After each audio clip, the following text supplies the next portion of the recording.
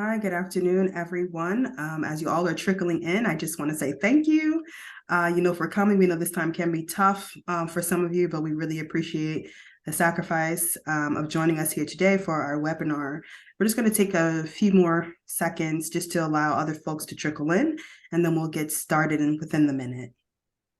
As we're waiting for folks to trickle in, you can feel free to utilize the chat feature just to write your name, your role, and where you're joining us from. That'd be really helpful for the conversation. The chat and Q&A features are open throughout the entire webinar, so you can feel free to use them to write any comments that you have for us and questions. So if there are any questions, feedback that you have for us, please utilize the Q&A or the chat features to do so. But in the meantime, looking forward to reading who all has joined us today, where you're from, your name, and your organization or school district if it's applicable.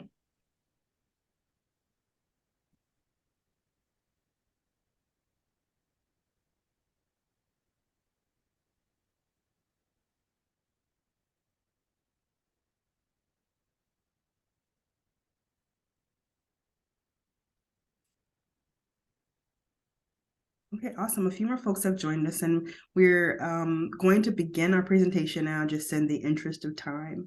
So thank you for joining Schoolhouse Connections Policy Fellow Community Engagement webinar. This webinar is entitled Student Homelessness and What Oklahoma Communities Can Do About It. My name is Ashanti Jones. I serve as the Senior Policy and Advocacy Manager at Schoolhouse Connection. Schoolhouse Connection is an organization that works to overcome homelessness through education. We utilize tactics and strategic advocacy, practical and technical assistance in partnership with schools, early childhood programs, higher education institutions, service providers, families, and young people who are actually impacted by homelessness. I'm joined here today by my colleague, Rod Montz, who I'll allow to introduce himself and talk a little bit more about the work that we do. Thank you, Ashanti.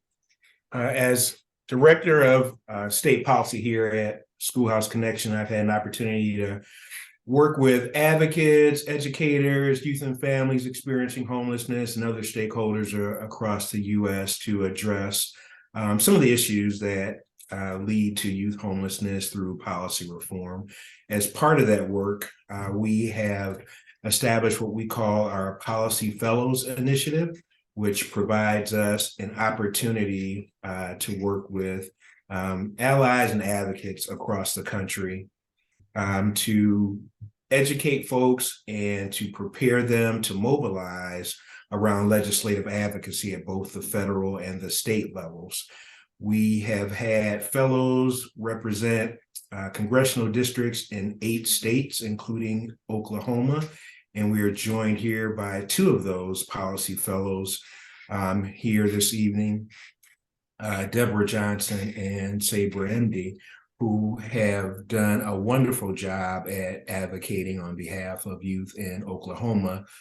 With their federal congressional representative, they actually visited with Representative Tom Cole's office earlier this year. And I wanted to give them an opportunity to talk briefly about their experience as fellows in the program and the impact that they were able to make as a result of their legislative engagement. Who wants to go first? Deborah, you're unmuted, so let's start with you. Okay. Hi, everyone. My name is Deborah Johnson. I am a social worker and have gotten involved with Schoolhouse initially through some of their programs. And so as a social worker, I'm out advocating for people just generally. I'm based out of Tulsa, and as you can see from the slide, I'm part of what's called the Oklahoma Medical Reserve Corps. I see Sherry Fair here. She probably knows one of my colleagues. Her name is Karen Fritz, and Karen was real involved, or is currently involved. She's my other district co-lead for the stress response team. So a lot of my work has been focused around stress, disaster management, crisis, and of course, homelessness for youth is a crisis. So I particularly had been drawn to the issues of homelessness because I had the experience of having at least two young men on my couch surfing. They were not in the public school, so Sabra and I have had kind of a nice partnering of our experiences, because she will tell you that she's part of the public school system. I've been part of the private and the homeschool system, but still saw homelessness and youth homelessness through those systems within Oklahoma. Advocacy is kind of in social workers' blood, and so it was a nice hop and a jump over to getting involved with Schoolhouse Connections, which we have been able to meet with our legislative representative, Cole, as Rod said. And I think that one of the things that I'd like to really indicate that Schoolhouse has done well is training their fellows in the art, I guess, of advocating. There is a process to and a learning curve as far as advocacy work. And they've been in an organization that has taken the time and the trouble to create this set of individuals throughout the United States in order to work on this issue of homelessness. And I really do want to thank them for the effort that they've put into the fellows program, because I think that it is a really important, it's an important groundwork that they have laid. And then I think that Sabra and I both can agree that what we have realized is that we need to create and continue to create a set of partners within Oklahoma to move these issues even further along. So I'm going to end with that and invite my colleague to introduce herself. Hi, I'm Sabra MD, and as Ashanti said, I am the homeless liaison here at Ardmore City Schools. I notice here Sherry Fair is here, Erica Robbins. I've worked closely with them. They both are with school districts in Oklahoma, and we usually have a Tuesday talk, a Zoom meeting with our state coordinator, and we all bounce ideas around constantly when we meet on Tuesdays. So it's a great platform for us to share resources and knowledge and experience and frustrations occasionally. But I do want to thank Ashanti and Rod. Schoolhouse Connection has been such a tremendous resource for me as a homeless liaison, but additionally, they have worked tirelessly in the advocacy of policy and funding for our homeless students. And as Deb had mentioned, we had a meeting with, it was Representative Cole's staffer that I met with, and it kind of amazed me, I don't want to say ignorance, but lack of awareness of McKinney-Vento and all that we do and the situations that our students face on a daily basis. So thank you to Schoolhouse, and thank you to my fellow liaisons, and thank you, Deb.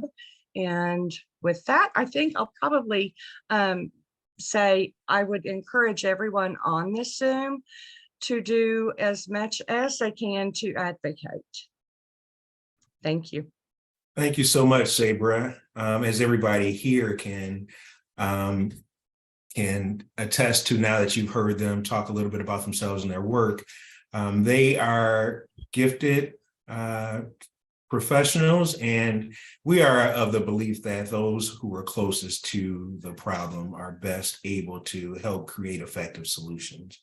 And both Deb and Sabra are certainly assets when it comes to the work that we do around advocacy. And our goal in this community engagement exercise is to not only highlight the work that they do and talk about what we do, but encourage some of you out there who are similarly gifted to step up and lend your talents to help us better advocate for youth experiencing homelessness, because it does help. With that, I'll turn it back over to Ashanti. Yep. Thank you, Rod, Deborah, and Sabra, for everything that you just said. I think that you really laid the groundwork for what the Policy Fellows Program does and what we're going to encourage people to do here today. And so I noticed that both Deb and Sabra have have called out some folks who they know on this call. So I'm hoping you feel like you're amongst friends and you feel welcome in this space as we talk a little bit about the work of Schoolhouse Connection and that the Policy Fellows have done. And so now that you're all welcome and cozy and warm, we're going to move on to our introduction to student homelessness. And then we're going to frame the conversation around, okay, what are we advocating for, right? What are we asking you all to do here today? And then we'll give you some tangible things that you can do moving forward once we separate from this conversation. And so to start, we want to frame the fact that we have 1.1 million children who were identified by public schools in 2020, 2021 as experiencing homelessness. And this number has varied significantly over the past few years, given the impact that COVID-19 has had on various communities where we've kind of lost touch with some of our students and their families. And so this is not to say that, the number of young people is, not higher than 1.1 million, but these are the ones that we are still able to connect to and track. And so, many schools have identified since the beginning of the pandemic until now that they've had various challenges with identifying and communicating with students who were experiencing homelessness, during the pandemic. And so, which is why identification, right, and support for these students is so important. And when it comes to identification, it's really helpful to recognize that homelessness has many faces. Homelessness does not just look like someone openly living on the street, but it can also look like staying in a motel, whether that hotel is managed by the family's finances or supported by a charity or a government organization. It can also look like staying with other people, after an eviction, or staying at a shelter, whether it's a homeless shelter or a domestic violence shelter or a transitional shelter while, people are awaiting, placement with foster care. As Deb mentioned, she had 2 young people who were couch surfing, right? Rotating among, different households, not necessarily having a room or a bed to yourself, that's homelessness, right? And also when multiple families are living together, right? This is like a norm, especially in African-American communities, like, families like live together, right? There's like auntie and her 2 kids and, various different, families living in one home. That's not necessarily suited for that.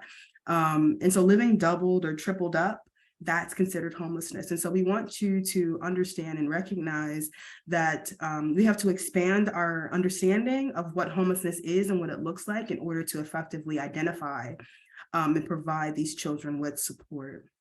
And so when we take what homelessness looks like on a broad level and apply it to Oklahoma, we see statistics that look like this. And so for last year, we saw that the total number of students who were experiencing homelessness was around 22,438, right? And of those students, 1,111 of them were unaccompanied homeless youth. And that just means that they're minors who do not have they're minors who do not have a parental figure or advocate attached to them, right? They kind of have to navigate school, graduation, and all of these things alone and by themselves. So that's a really important statistic to think about and consider. Now, when it comes to young people who are unsheltered, who do not have a shelter or a house or a couch to surf upon, we're looking at 1,930 students in Oklahoma who had that experience. When we are talking about those who do have access to shelters, it's about 1,167. And then when you think about people who are living in hotels or motels, 606 students were experiencing that. And in the most invisible form of homelessness, we think about those students who are doubled or tripled up. The majority of students, around 18,735 students in 2020, 2021, were doubled up, right? And so these are students, if we're not expanding the definition of what homelessness is, and looking out for the signs of homelessness, we would not be, being able to see these students, right? Because they don't necessarily know that they're homeless themselves, because, living doubled up or tripled up is a norm in some communities, and it's not necessarily looked at as homelessness, but it effectively is. And so these are things that we have to consider in the conversation. Like, these are your doorsteps, right? And so I want to just give a little space for both Deb and Sabra to add any context here that they felt that I may have missed, if I did. I mean, I don't know that I think that you've missed anything. I think that the level of complexity of the issues that they have to deal with is enormous. I know one of the things that has happened since becoming a fellow was that I got involved with a national conference on hidden populations on college campuses. And I apologize for that. So that is it was the National Conference on Hidden Populations on College Campuses. And we are looking at the college campuses of what is it that homeless students need when they transition. So where Sabra's working on that in the secondary education, there's also then that transition as they move on. And that's been something that just, was an opportunity that came along. And I thought, okay, this really flows with what I knew Sabra was working on, and we could move in to starting to look at that, what those liaison opportunities might look like at the college level. And so the level of complexity is something I wasn't aware of. And I think that Sabra can speak to that also. It is a level that I guess it's just kind of mind-blowing in just the things that a youth must navigate in order to move through what I would consider kind of some of these normal experiences. And so I'm giving you a platform, Sabra, so jump on that one, because that complexity was not something I was aware of. Well, it's funny, Deb, you mentioned that the points of contact for colleges and universities for unaccompanied homeless youth is something that is lacking. And our students that we identify in high school as unaccompanied, we're required to provide them with a letter of independent living status for the financial aid application, FAFSA. There is I don't want to say a cliff, but there's definitely a disconnect when those unaccompanied homeless youth go to college. They don't necessarily have the same support that they had in high school. They don't know where the resources are. They don't have somebody guiding them the way we guide our high school unaccompanieds. So yeah, you've handed me a platform, but it's also something I tried to point out when we met with the staffer in Rep. Cole's office, and he had no idea. When I asked him about how he filled out his FAFSA, he said, I don't, my parents do it. And so that was a point that really kind of hit him in the face. He said, oh, these kids don't have somebody to do that. No, they don't. And if they aren't unable to file for financial aid, they're unable to pay for college, then all they're doing is sustaining their homeless status, essentially. So one thing I do want to say, though, with Sherry and Erica, they do the same work I do. So they're very much aware of the numbers. and the issue. So. Yeah, thank you both for that context. And yes, so, there are significant barriers, that are in place for students experiencing homelessness when it comes to, attaining the education that they deserve between K through 12 and the education that they want in post-secondary education. And so that's what this conversation is really about. And so education is the key, right? According to Schoolhouse Connections philosophy, right? Education is the key to overcoming youth homelessness and stopping that transition into young adult homelessness. And so let's talk about why that is, right? So 42% of students who experience homelessness say that they've dropped out of school at least one time. That's not even saying only one time, right? There may be multiple instances where they have to drop out just because they're just not able to keep up with the rigor of school and kind of the demand of it and everything else that they have going on. 60% of those students say it was really hard, to stay in school while they were homeless. And so we see these kind of statistics surrounding, the experience of young people who are homeless. But homelessness, is associated with an 87% likelihood of dropping out of school, being chronically absent, and therefore being, on the brunt end of school discipline. When you're disciplining students on top of the difficulty that they are already facing by their experience of homelessness, it makes it increasingly difficult to finish that diploma, right? And so you'll see that the achievement gaps between students who are homeless and then students who are not homeless but are low income, right?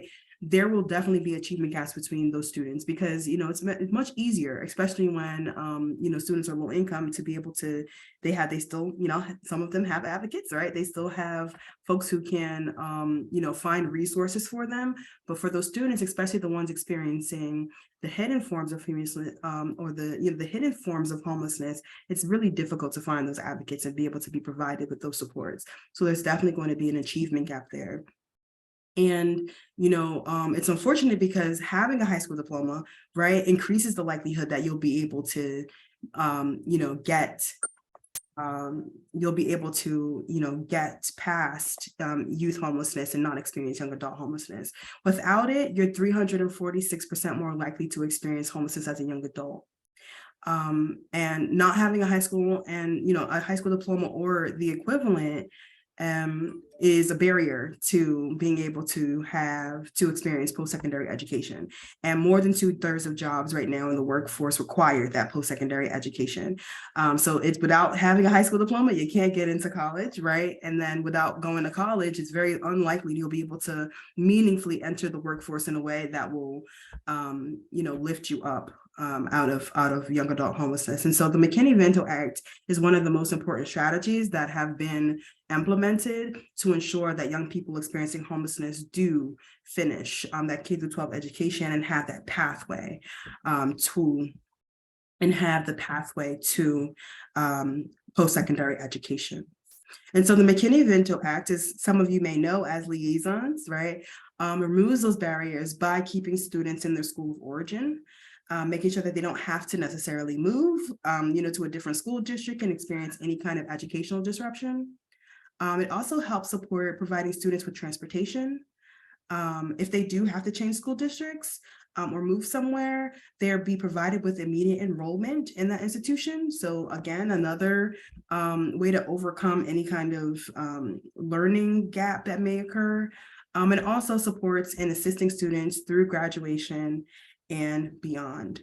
And so as we discussed a little bit earlier, there are very, very different definitions of homelessness. And according to the McKinney-Vento Act, here are some of them, right? Children overall who lack a fixed, regular, and adequate nighttime residence. And so that includes students who are sharing the housing of others due to loss of their own housing, by economic hardship, eviction, any of those things. And so a lot of students, 77%, were identified as being homeless under that definition. Then you have about 8% of students who were identified under McKinney-Vento for living in motels or hotels, right? Around 11% of those students were living in emergency shelters. And so obviously the shelter component is I would say, in my opinion, the second most visible form of homelessness, right? Living in a shelter. 11% of students 11% of students were living there, right? And also living in any place that's not designed, whether it's public or private, to be regularly used as housing is considered homelessness under here. And so any student who identifies themselves as living in a park, an abandoned building, or a car, or anything similar to that is also eligible for McKinney-Vento services. And so I'm going to stop here for a second to see if there are any questions that we have in the chat or in the Q&A. And I don't see any that are waiting for us, but I do want to use this minute just to say hi. We do have the option. So if you have any questions, please use the Q&A or the chat feature to do that. If you have any feedback, or you want to +1 anything that we said, you can also utilize the chat feature or the Q&A for that as well. Okay. All right, and I'm going to turn it over to Rod here just to talk a bit about where we are moving into fiscal year 2023. Sure, and thank you, Ashante. So you may have heard in the news a lot of talk about Congress passing a budget this week. We have used a lot of the opportunities that our fellows have had over the past year to push their congressional representatives to support greater funding for programs that help youth experiencing homelessness. And we had some specific ask around some targeted programs and pieces of legislation. We just got word that the fiscal 2023 year budget has been passed, and it includes some considerable funding for some of our priorities, particularly as it relates to the Education for Homeless Children and Youth program and the Runaway and Homeless Youth Act. The president was asking for $110 million for EHCY, which was a little less than the fiscal year 2022 budget, as you'll see here. But Congress did approve a 13% increase at $129 million, which was a win. And when it comes to RHYA, as you see here, the request was initially $150 million, which was above the 2022 level by $10 million nearly. And Congress this week approved a 4% increase at $45.9 million. Not as much as we hoped for, but really great overall, particularly as it relates to EHCY. 13% increase is significant. And it's really important here to notice that this is a long game, right? So like we got this 13% increase is not anything to scoff at, right? We are and have always been advocating for, the standard appropriation to match what the COVID relief funds were, around $800 million. And we're not quite there yet, but an increase is an increase, right?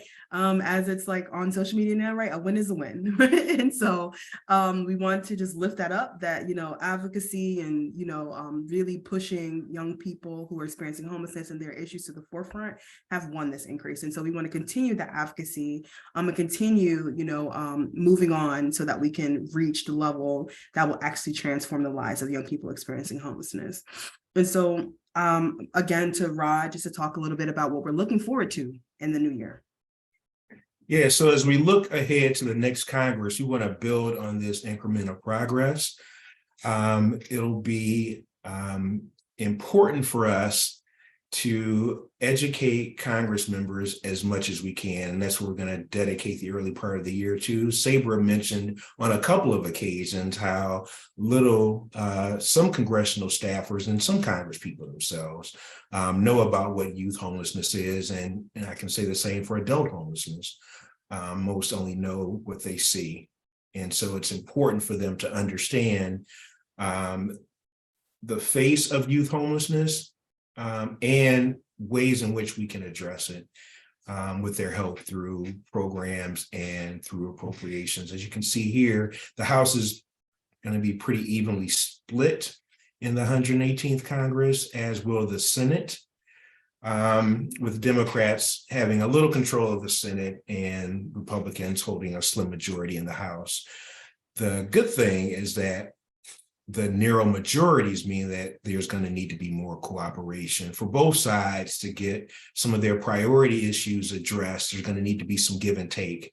And so we have an opportunity to influence folks when it comes to working on the issues that we care most about regarding youth experiencing homelessness.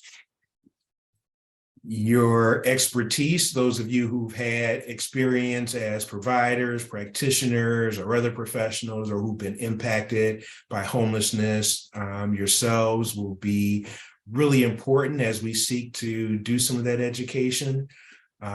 Saber and Debbie both talked about some of the resources we provide, and we'll get into that a little deeper in some coming slides, but we are always looking at ways in which we can equip people with resources to educate themselves about how to advocate and to use to give to the people that they're advocating with. We are really proud to introduce a resource that allows us to equip people across the nation with data that's easily accessible and sortable on our website that we developed in collaboration with Poverty Solutions at the University of Michigan, which will allow people to customize data per congressional district as needed. And we're going to unveil that officially in just a few weeks. Thanks for that, Rod. And so now you know what we're looking at in terms of the breakdown of our Congress in January. Now you know when to start advocating and reaching out to folks, but when it comes to what to advocate for, that's what we're jumping into now. And so we have 3 top federal legislative priorities that we want to lift up in 2023 for homeless children, youth, and their families. And so those 3 things, which I'll expand on each of them deeper so we can have an understanding of like what exactly all of this is. But 1, we want to support flexible funding, right? An increase.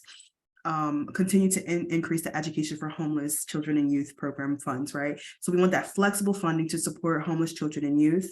We also want to remove barriers to higher education, right? Once the McKinney-Vento liaison is complete with that student and they're now graduated grade 12 and moving on to post-secondary education, that student doesn't stop becoming homeless overnight. We have to continue the advocacy and the connection through higher education. And so we want to remove barriers for homeless children and foster youth. And we also, lastly, want to reform homelessness assistance to better meet the needs of children, youth, and families. So making it more accessible, for students and families who are experiencing homelessness. And so when it comes to federal flexible funding, right, we were awarded ARP funds, right, for COVID relief in the tune of $800 million, right? And that's an incredible feat. But what we fail to realize is that having a one-off investment like that is such a disservice to students who need this every day. Right now, funding for the $800 million is around 8 times what we normally get, to service this amount of young people. And with the $100 million allocation, only 24% of, local education agencies are actually able to support students with McKinney-Vento liaisons and, are able to actually support identification, enrollment, and making sure that students are remaining connected to education, and so having $800 million is more funding than we've gotten in the last 10 years. So we want to make sure that we're not going to take away this blessing overnight from students.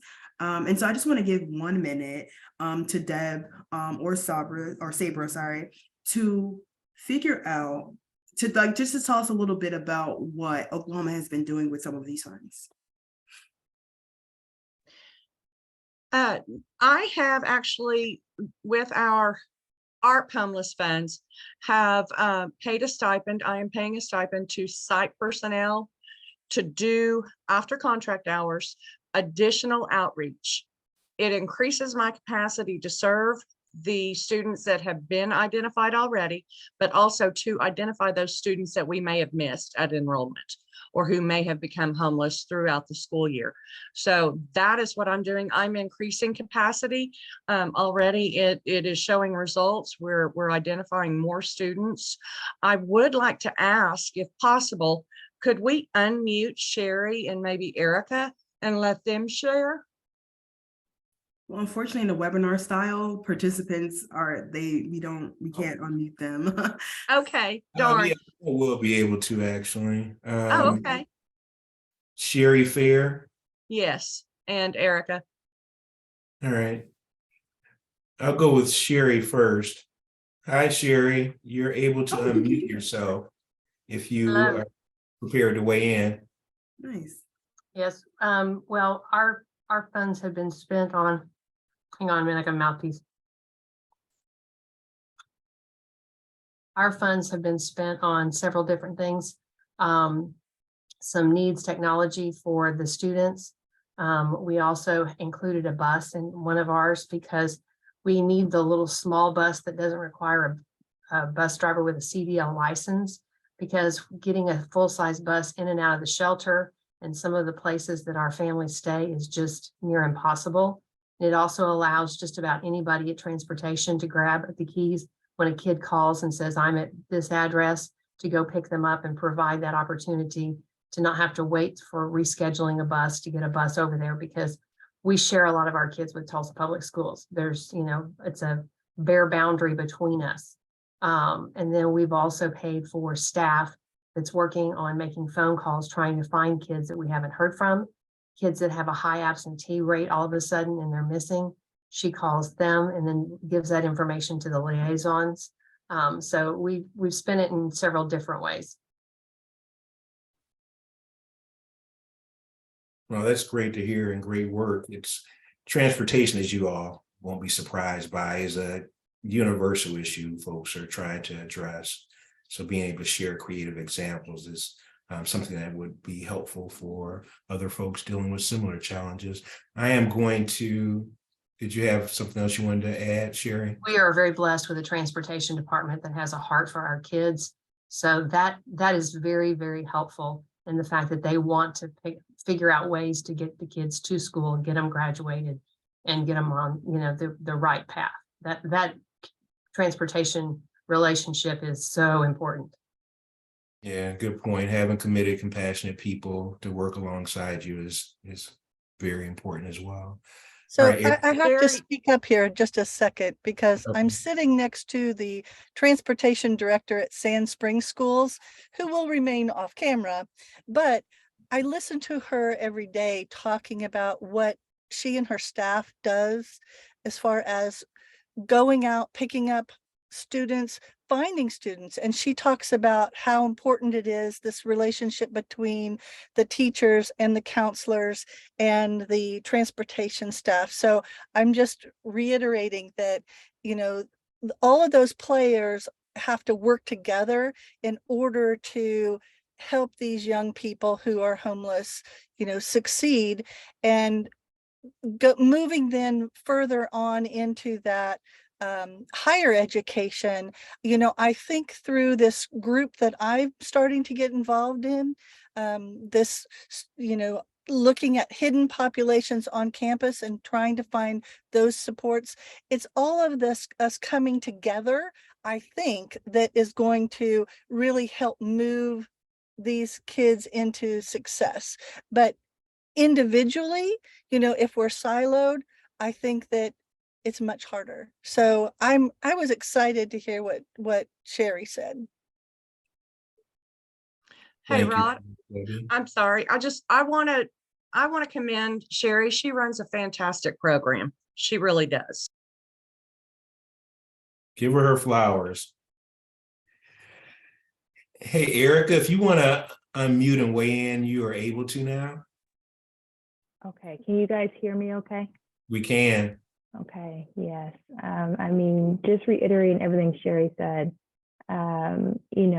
with our art funds, and this year, especially making events a liaison assistant, it's been so helpful for us this year, because with myself and my coworker, Miriam Paleo, being the homeless liaisons for Union, there's a lot of running around all the time, trying to help families that we already know that are considered homeless for this year, or of course, identifying new homeless youth in their families. And so with the liaison assistant, she's been really just good and just reaching out to our families, especially with chronic absenteeism, of course, when you're moving around to place or trying to navigate transportation. Sometimes getting to school is a big issue, and we want our students in school, to get their education, but also be in a safe environment. And so with the ARP funds and just having our assistant, it's just been very, very, very grateful. Much of a need that we didn't realize we needed this year. And so that is one thing I really want to hone in on for our ARP funds.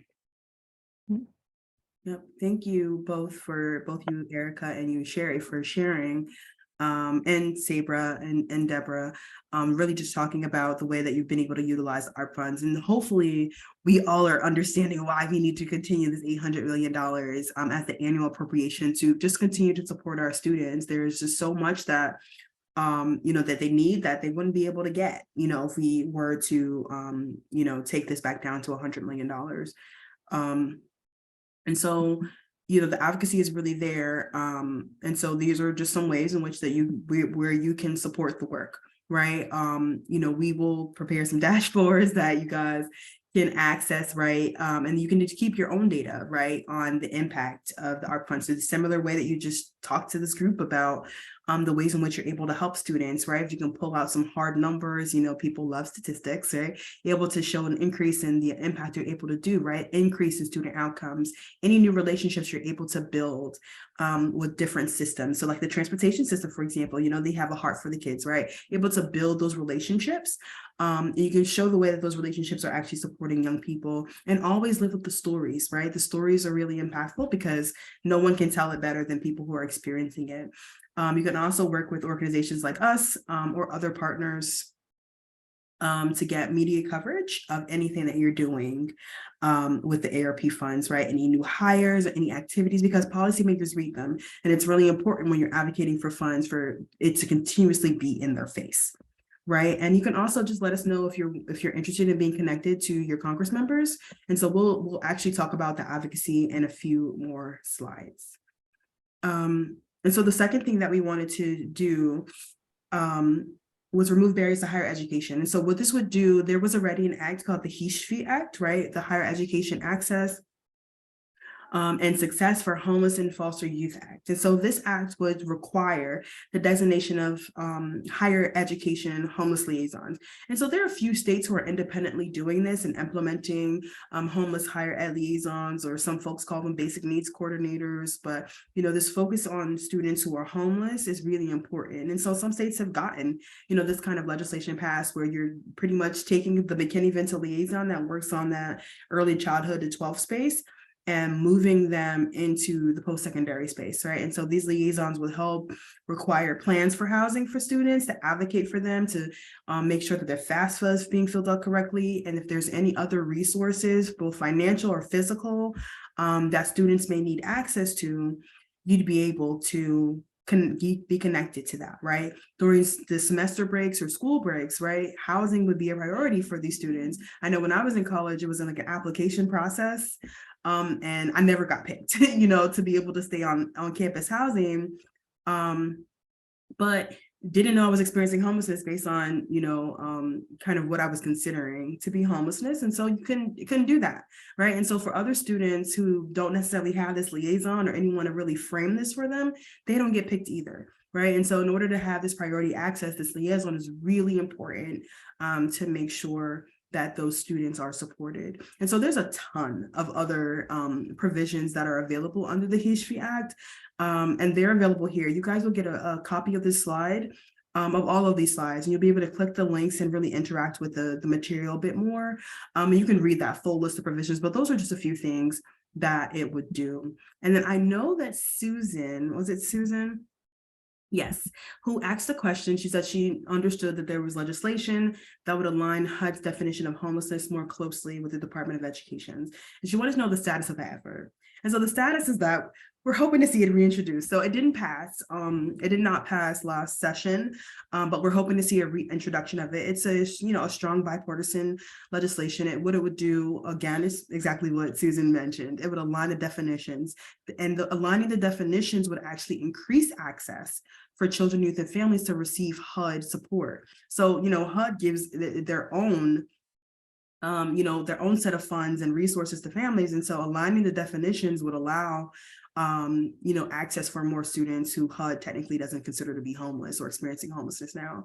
And so it also increases the ability of the identification and referral process, right? So you could be identified for any one of 8 federal programs, including by McKinney-Vento liaisons, and be eligible for HUD's homeless assistance, right? And it also helps to improve the data collection, right? So we're actually able to count and see how many people are experiencing homelessness. The more accurate the picture of homelessness is, the more our advocacy is effective, right? Because you're able to say, like, okay, like right now, we know that we can count 1.1 million, but we know that there's so many more, it's children who are experiencing homelessness. And so the data collection being improved will help really increase the gravity of the issue. And we'll be able to advocate more effectively Ashanti, for our students. Erica and Sherry both know I gripe about the point in time count all the time. It does not take into consideration any of our homeless students under McKinney-Vento. Yeah. Yeah. And so that's the point, right? That's the point of all of this, of what we're asking you all to advocate for, and the point of these policy reforms, because it will help us actually get a full picture of what homelessness looks like. And we'll be able to, justify the funds that we're asking for and just streamline all of these services and processes. And so we're asking you all, right? In your positions, you are connected to students, or you're connected to communities, or connected to your legislators. We're asking you to take action, right? And so you can do so by contacting your representative and senators and ask them to support $800 million in flexible and robust funding, right, in fiscal year 24. You can also ask them to support reforms to higher education for homeless and foster youth. And you also ask them to support aligning the HUD's definition of homelessness in the next session. And all of this will really streamline the support that we're actually able to do. And Susan, I see that you were here in the chat, that Representative Bias has told you that she supports the Homeless Children and Youth Act. She's indicated she will talk to Senator Langford about it. So great, you guys are already doing this work. And so the rest of you on the call, push them, right? Representative Bice is interested. He wants to talk to Senator Langford, put it in their ear, right? You can write a letter, make a phone call, email, or utilize social media to find your representative and let them know, like, listen, we know that there was a bill, on higher education liaisons. We know there's a bill on aligning the definition. We need you to pass that. Talk about those beautiful stories that you're lifting up here and the relationships you're able to build with different systems, and talk about why $800 million is necessary as a standard, as the minimum, for our students experiencing homelessness. And so I'm going to stop here just to see. Yeah, and I was just going to add to something that Shanti said. As a result of some of those visits that our policy fellows made to their congressional representatives earlier this year, we had some of them sign on to co-sponsor legislation, which is helpful. And as a result of that, we typically will see those Congress members having conversations with their colleagues in their state delegations. And, as a result of that, we may have multiple Congress folks from a state sign on. So I'm glad to hear about the advocacy that you all have been involved in and the interest that you've expressed, and that you've gotten positive feedback from Congress folks. So, if you need help in, compelling them to take the next step and actually sign on to be a supporter, or to encourage their colleagues to sign on to be a supporter, let us know. And we'll work with you to help make that happen, much in the way that we work with Saber and Debbie. Yep, absolutely. And I'm not seeing any more open questions, but feel free to continue to do that if you have any questions. Also, any feedback, plus ones, anything that you guys have for us, we are very receptive to that. So utilize that, those features as we continue to close out this presentation. And so we want to say thank you. One, for your time. We know that it's not a great time necessarily for folks who are still connected to the school districts, but we do appreciate you staying on with us and just, having this conversation about how you can better and more effectively advocate for our students. We wanted to give you an opportunity to stay connected to us. So one, you can see if your member has signed on or is a co-sponsor of the bill. And so I don't believe that's necessarily true of Oklahoma yet, but as you see, there's interest, right, in your representative. So make sure that we are pushing them and encouraging them to say, hey, we haven't forgotten about this. We hope you don't either. You can also check out their social media. They usually, our legislators usually use social media to lift up any priorities that they have. And so we can just say, hey, really great that you care about unemployment issues, but what about homeless children, right? Push these issues through their social media as well. And also helps keep them accountable because other people can see that you mentioned your legislator as well. And Schoolhouse Connection also offers an e-newsletter that we send updates on any of these issues and other state and federal policy things that we have coming up. Feel free to click that link once you receive this presentation and sign up for that. You can also check out our federal policy page that gives you more timely updates on what's happening on the national stage and what our advocacy looks like there. And you can always feel free to, after this conversation, if there's anything that comes up for you or anything that you want to move on, if you want some support in figuring out how to contact legislators and what to say, you can always email Rod and myself. Our emails are here on this slide. And we also will provide you with an advocacy toolkit that will give you some things you can literally copy and paste and send to your legislator. That'll also be provided to you after the call. And so we also want to give you the opportunity to get connected to our advocacy network. And so we provide various tools of advocacy. We help you set up virtual meetings with your legislators. We also set up meetings with you to talk through any issues that you may be experiencing with this population of students. We'll help you prep for any meetings you have upcoming with legislators or any other stakeholders in this work.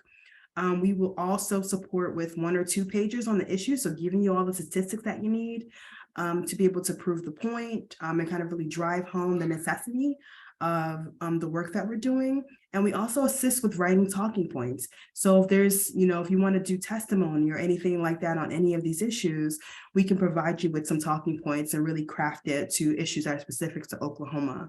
If there's any state policy things that you think may be easier to do, if you want to, maybe, like I said, other states are doing some homeless, higher education homeless liaisons. If Oklahoma is interested in trying to figure out how to loop that in, into state policy, we're more than happy to help you figure out what that looks like in actually writing and, support writing the bill and identifying potential sponsors. And so, you can use your phone to scan this QR code here or go to schoolhouseconnection.org/advocacy sign up, and you can be connected to our advocacy network. And that will keep you, aligned with our, with the work that we're doing. And so again, I just want to say thank you. I know we're a little bit over time, but thank you so much for, staying on with us. And yes, thank you for your comments. Erica, very grateful that advocacy is continuing throughout Oklahoma and beyond. Yes. And so we're here to support you in that work, and we're hoping that you decide to remain connected to us. And so thank you to Sabra, to Deborah, and to Rod for coming on this call and really navigating us through all of the great work that you've done as policy fellows. And hopefully empowering some of your colleagues to follow in your footsteps and kind of pick up that advocacy work. And so I'll leave it here for me. I'm not sure if there are any closing words either you, Deborah, or Sabra have that you want to, add to this conversation, but we're sign off. I just want to say, and this is something I said at the NACI conference in a Schoolhouse Connection session. As far as my position as a liaison, I advocate for my students in the school. I advocate for my students in the community. And now I'm advocating for them on the federal level. And I invite my colleagues to do the same.